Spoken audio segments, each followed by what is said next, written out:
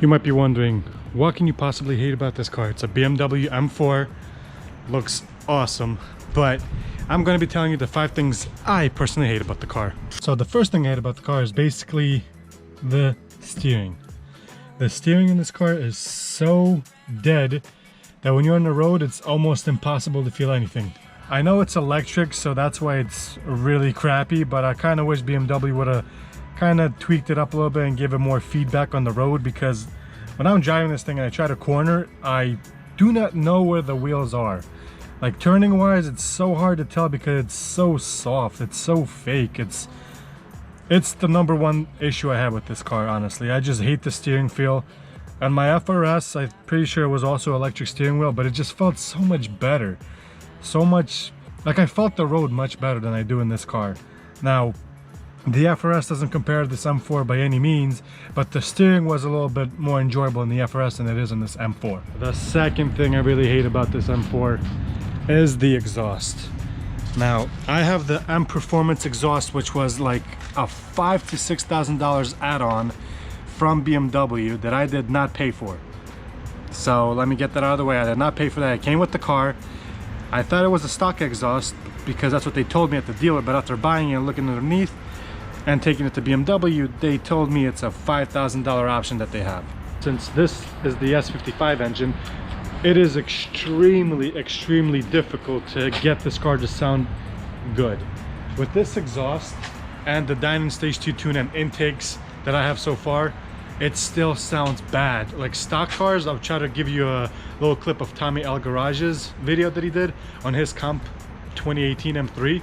It sounds like a lawnmower.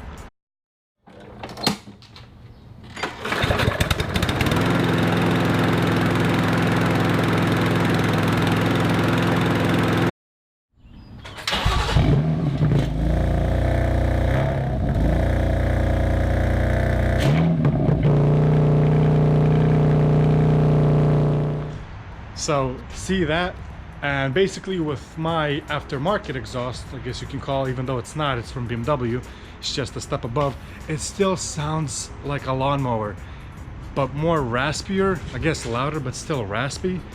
And that sucks because it's really hard to get this car to sound as good as the B58 and the N54s and N55s.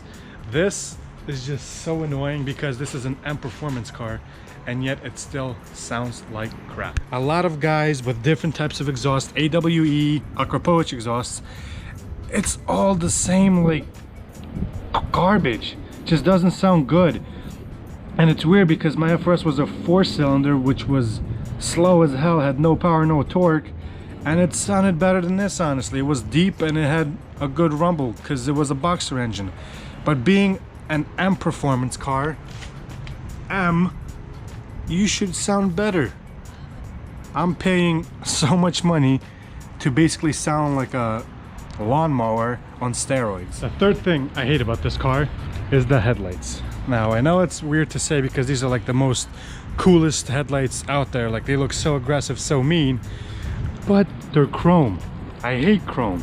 I wanna send these off to either 180 if they do BMWs, or find a company that will basically spray these headlights completely black for me and just leave the I don't know if you could see these LED, I don't even know, glass halos, leave those black but paint everything else black. That black, everything that's chrome, paint it black, and maybe change this up to like carbon fiber inside, but definitely just change these up because it just, in my opinion, doesn't look good. I've seen cars, M4s, M3s with painted housings, everything just painted black. I'll try to post a picture. I think I took a picture of one, and they look incredible. And this just looks so, like, not as aggressive as it could be. If it was all black, it would just match everything on my car much better, and it would just look so much more killer. Fourth thing I hate about this car, which is weird to say, but it would be the brakes. Now, I love these brakes because they stop incredibly well. These are the steel brakes, they're not the carbon ceramic, but they are amazing. They stop really well. It's 4 piston in the front and I believe 2 in the rear. But the biggest thing I hate about these is how messy they get the wheels. Like, look at that.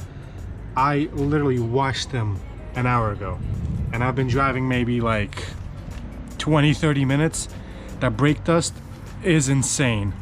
I really hate that on this car, because even with the M4 37M wheels, I believe they're called, I'm probably messing it up again, but even with those wheels being black, it would still look so dusty. I thought by getting silver it wouldn't be as noticeable, but it's so much worse, so much worse.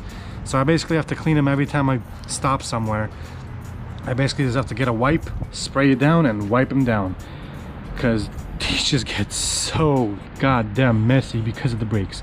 Again, I love them, they stop really well, they feel great, but they are very messy and very dusty. The fifth and final thing is under the hood. Let me show you. So the fifth and final thing that I hate about this car, as you might notice that I have a Dynon intakes, is what you probably can't see under here, is the Dynon tune. Now the Dynon tune is awesome, it's so much better than factory. It opens up the car, it feels great, but what I don't like about it is that it has no burbles. That's one. Two, that it's extremely a conservative tune. Basically this Dynon stage 2 is what a boot mode 3 stage 1 would be. It is so underpowered in my opinion. Like, it's still quick, don't get me wrong, like the car factory is quick, and with the Dynon, from what they claim, it should be making 530 horse crank, I'm pretty sure, because I would highly doubt that this car's making 530 to the wheels. So Dynon, definitely quick, but for what you pay for, you can get so much more from boot mode 3, because I looked up online, the intakes are about 2,000 bucks, and then the tune is another like 2, so almost 4 grand to make very little power. Makes no sense when you can get a boot mode license for about $600 and do a stage 2 tune. That's after you change the charge pipes, catless downpipe, probably catted as well, and you could be making close to 600 horsepower, which is insane, and it costs a fraction of this. I will say one thing that boot mode doesn't have. Dynon, only nice thing about it is when you tune the car, you don't lose factory warranty. Yeah, you do not lose factory warranty with Dynon. What they do basically is they cover your factory warranty. Like if you buy this car brand new, you have, I believe, 4 years, 50,000 miles. So let's say you buy this car and you immediately throw a Dynon tune on it, you still have that 4 years, 50,000 miles. Dynon just takes over. So if anything breaks internally in the engine, Dynon will still cover it, which is cool, which is what BMW told me Dynon would do.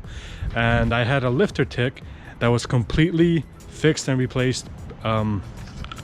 So the car's running great now, everything's good with it. It wasn't running bad before, but it had a little tick in it that they didn't like, so they're like, oh, we'll fix it for you free of charge. You have the Dynon tune, so you still have the warranty. And I was like, awesome, that's great. I do love the Dynon tune, I really do. Being conservative and all, and still have my warranty, so not to worry about anything breaking and not having it covered is a big plus. But most of the people I know are running boot mode and they just smoke me. We have this one guy with a F80 M3. He hasn't lost to anyone here, and he's on boot mode. I'm pretty sure he's making close to like 800 horsepower. He's not telling anyone what he has underneath, but he does have boot mode and he makes insane power. So that's just crazy. I know that RK tunes for this engine, I believe it's pure stage 2 turbos and some other add-ons that they have on. I'm pretty sure it's just full bolt-ons, and they have the car on dyno making 1,160 horsepower, which is just insane. Having 500 horsepower for me is like more than plenty, but thinking like for what other people can get for much less, get more power, it's just Dynon doesn't seem right to me. Only if you want to keep your warranty, let me say that. But yeah, RK Tunes right now has one with over 1,100 horsepower, and that's just mind-boggling. You need huge ass slicks in the back if you want to grip. So there you guys have it. Those are my top 5 things I hate about the car. It's honestly hard to say that I hate those things because I really love this car. It's amazing, it's a stunner, it performs so well. It's just overall a great car. So when it's gonna come time for me to sell, I'm gonna be very upset because I really like this car a lot. But steering wheel I can probably live with, whatever. The biggest thing I really hate is the exhaust. Just having this pulling up to a meter and revving it and having it sound like a tin can is just so stupid. I'm gonna give you guys a quick peek.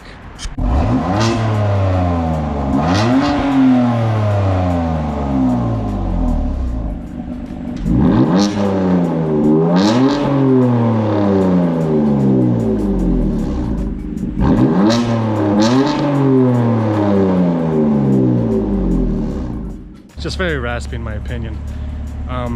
It's not as bad as Honda still, but you know, for having a $80,000 cars essentially, and having it sound like this is just really dumb. I haven't heard a car at this price range to sound this bad. Usually when you get a car for this price range, it should sound incredible, especially like the Dodge Hellcats. They sound insanely good, but then again, they're V8s. So thank you guys again. If you enjoyed this video, please hit that like button, subscribe, hit the notification button, and I'll see you guys in the next one. Peace out.